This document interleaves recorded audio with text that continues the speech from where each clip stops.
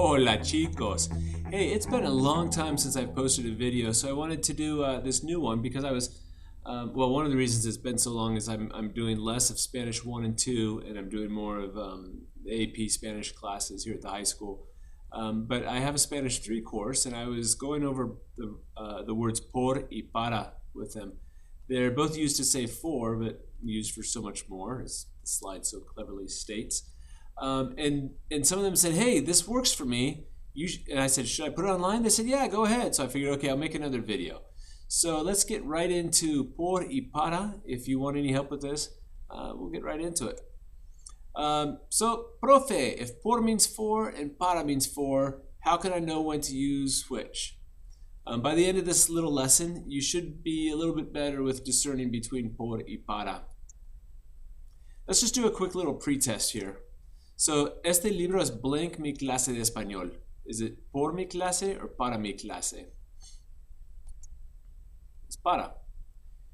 I study for 2 hours every day. Yo estudio 2 horas cada día. Por.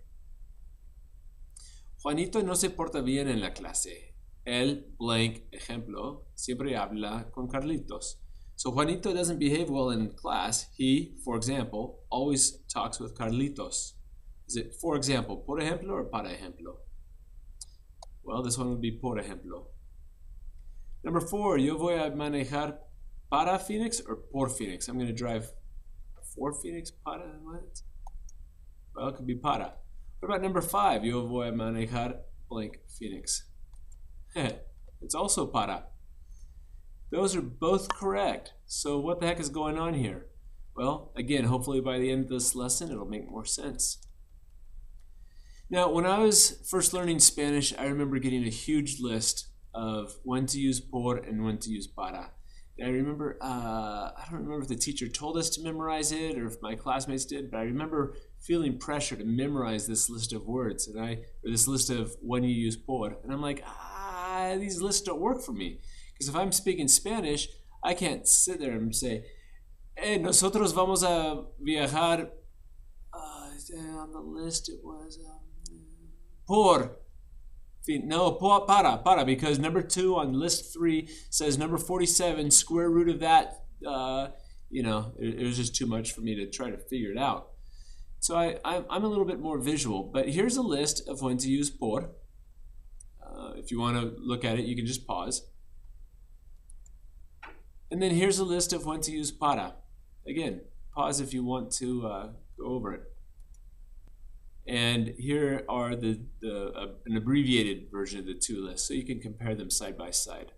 Again, pause if you want to take a closer look at these. Now, I'm a little bit more visual. Like I said, the lists, they are hard for me. So I created this, I looked at the 2 words, por and para. I'm like, they both have P, they both have R. One has an O, one has 2 A's. What can I do to remember the difference between por and para without having to do these lists? And so I looked at the actual shape of the word para, and I'm like, well, the difference is that this one has 2 A's. I always write in capitals, or usually write in capitals. So I looked at those A's and I thought, oh, they're kind of like arrows. So this helps you remember that para is the one used for direction, target, or destination. So if it's headed towards something, or if you've got a target, you're going to use the ones with the A's, para. For example, for or in order to, like, para comprar la camisa, necesitas dinero. In order to buy the shirt, you need money. Para comprar, in order to buy. If it's destined to somebody, like, este regalo, this present, es para usted. It's for you. Destination. Viajo para Madrid. I'm traveling towards Madrid. That's my destination. Now, there are 2 arrows here, so that tells me that we can use it when we're comparing or contrasting things. For example, para una vieja, ella corre bien rápido. She runs very quickly for an old lady. Don't enter hate mail and stuff or hate messages. It's just an expression. It's something I heard somebody else say. It's not how I feel. There you go.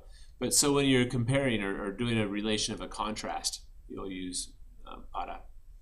And then it doesn't really fit with the arrows, but something else I should mention is if you say estar with para, that means you're about to. Like, estoy para salir. I'm about to leave. So let's just do a couple of these. Para. Decide if para would be correct for the sentences below. Use the magnifying glass to discover the correct answer. Este regalo es para mi amigo or por mi amigo? Well, if I'm giving it to my friend Paco, it's going to be the magic of smartboard software. Es para mi amigo. ¿Vemos muchas estrellas por la noche or para la noche? Well, is there destination in there? Is there a destination between the stars and the night? No, so we're going to use por. So, in the interest of time, I'm not going to go through the rest of these. I'll just do this real quick so that you can see if you wanted to pause and check yourself. Okay.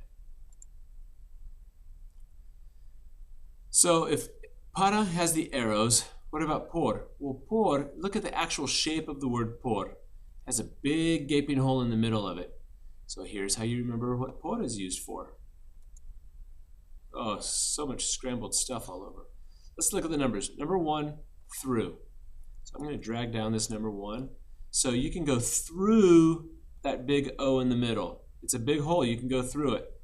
So I'm drawing these arrows of you going through that hole. Go one way, go the other way.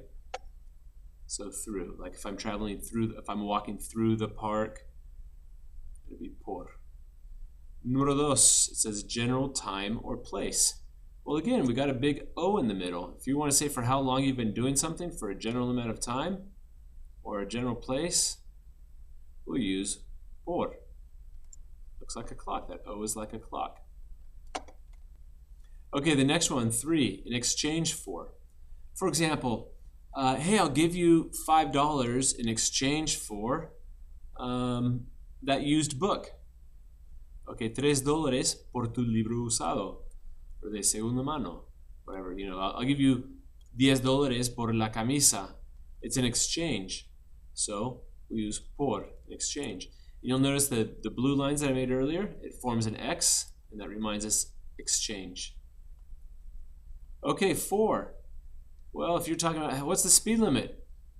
No sé, 90 kilómetros por hora. Well, the word por and per look so much alike that that's an easy one to remember, that por is per. The next one, number 5, by means of. Hey, how are you getting to LA? Well, I was thinking of taking a plane, but I decided I'm going to go by train. Now, this one was difficult for me to come up with something. But I looked at this word por, and I thought trains, and I thought, hey, this little R, that looks like a cattle guard. So how do you get there? I get there por tren, by train. Okay. So transportation, por, by means of, tren, avión, carro, whatever. 6, the cause of. Well, this one should be pretty easy because when you know why something happens, if you're worried about por and para, you've already learned the word por qué. It's because of something. You might also see the expression por eso, P-O-R-E-S-O, por eso. Por eso, because of that, that's why. So por is used to say because of. Next one, this is similar to an exchange. If you do something on behalf of another person, it's por. Again, just think of exchange from number 3. So, for example, hey, my friend and I, we both work at Panda Express. He was scheduled to work tonight, but he's sick, and so I took his shift. Estoy trabajando por mi amigo. On his behalf, in his place, we exchanged. And last but not least, number 8. This is another one that doesn't really fit into the drawing, but maybe a little bit. Number 8, by. So there are a couple things here. Like if a book is written by Gabriel Garcia Marquez, it was written por él. If a painting is by Picasso, pintado por Picasso, by. Now, if you have a tough time remember por is by, think about that X that's in the middle there. In Spanish, we pronounce that as por. Think of a truck, 4x4. In English, we would read it 4 by 4. So 4 by 4 in English, 4 por 4 in Español. Either way, that X is by, and we've got the X in the word there. So I know it's kind of a silly drawing, it's kind of a silly design, but for me and for many of my students, that little visual help helps. So there are plenty of quizzes out there. You don't need me to do all these things for you. You can go hit Quizlet or talk to your teacher, or if you're studying Spanish, I'm sure there's stuff in a book. We can look at a couple of these though, just to be sure. So voy a trabajar por 3 horas. Why is it por? Well, because we're talking about a general length of time, por 3 horas. Yo te doy $10 por tu reloj. I'll give you $10 for your watch. Why is it por? Well, it's in exchange for. Okay. Now in class, we would probably discuss with a friend, and that is, we won't practice this. Like I said, there are plenty of opportunities to practice elsewhere. I just wanted to give you some quick tips or a technique that helped me to learn por.